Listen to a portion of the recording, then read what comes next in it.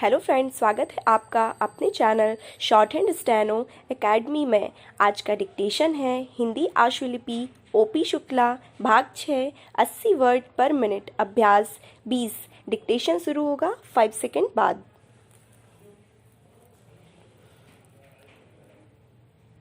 Start. उपाध्यक्ष महोदय, यदि आप आज्ञा दें तो मैं अपने विचार इस सदन के सामने रखना चाहता हूँ।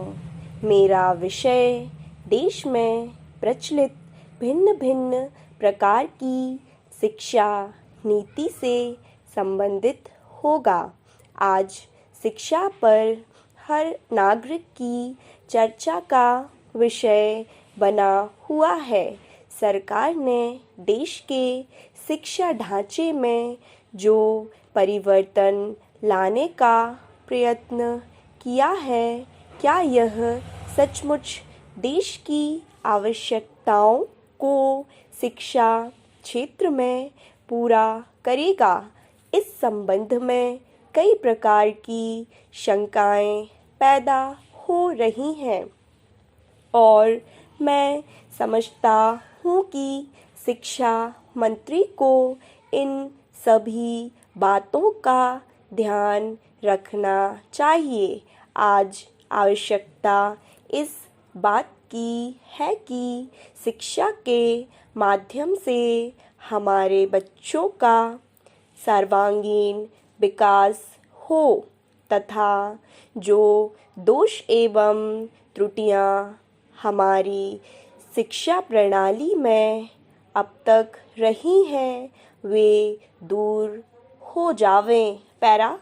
श्रीमान, जहाँ तक इस बारे में जो निष्कर्ष निकाला है वह यही है कि शिक्षा शास्त्रियों का अभी तक भी इस परिवर्तनों में एक मत नहीं है। इसलिए इस स्थिति में नई शिक्षा प्रणाली को लागू करना बच्चों के जीवन से खिलवाड़ करने के समान होगा। यह ठीक है कि नई प्रणाली व्यावसायिक प्रवृत्ति की होगी, किंतु दूसरी ओर यह अनुभव किया जा रहा है कि विद्यार्थियों पर पढ़ाई का अधिक बोझ रहेगा जो साधारण बच्चों की क्षमता से बाहर भी होगा। पैरा। मेरा इस संबंध में यह विचार है कि इस सदन के माननीय सदस्यों ने जो विचार प्रकट किए हैं, सरकार उनका आदर करे तथा इन सुझावों के हर पहलू पर गंभीरता से विचार करे। इन सदन में बोलने वाले बहुत से सदस्य ऐसे भी हैं जो स्वयं शिक्षा शास्त्री हैं तथा उनका क्षेत्र में व्यावहारिक अनुभव भी है।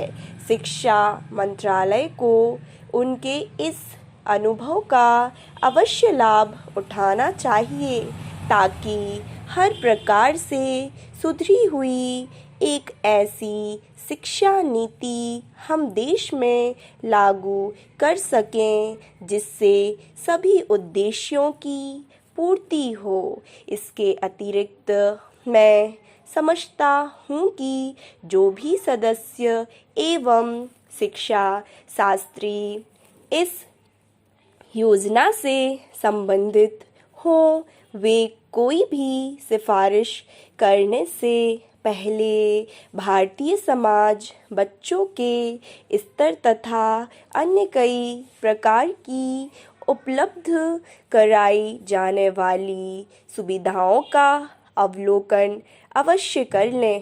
पैरा। मान्यवर, इस विषय पर मैं और भी खुले दिल से अपने विचार रखना चाहता था, किंतु समय का अभाव है, अतः मैं अपना भाषण यहीं समाप्त करता हूँ। इन शब्दों के साथ मैं यह कहूँगा कि आपने मुझे जो बोलने का अवसर प्रदान किया उसके लिए मैं आपका आभारी हूँ। स्टॉप।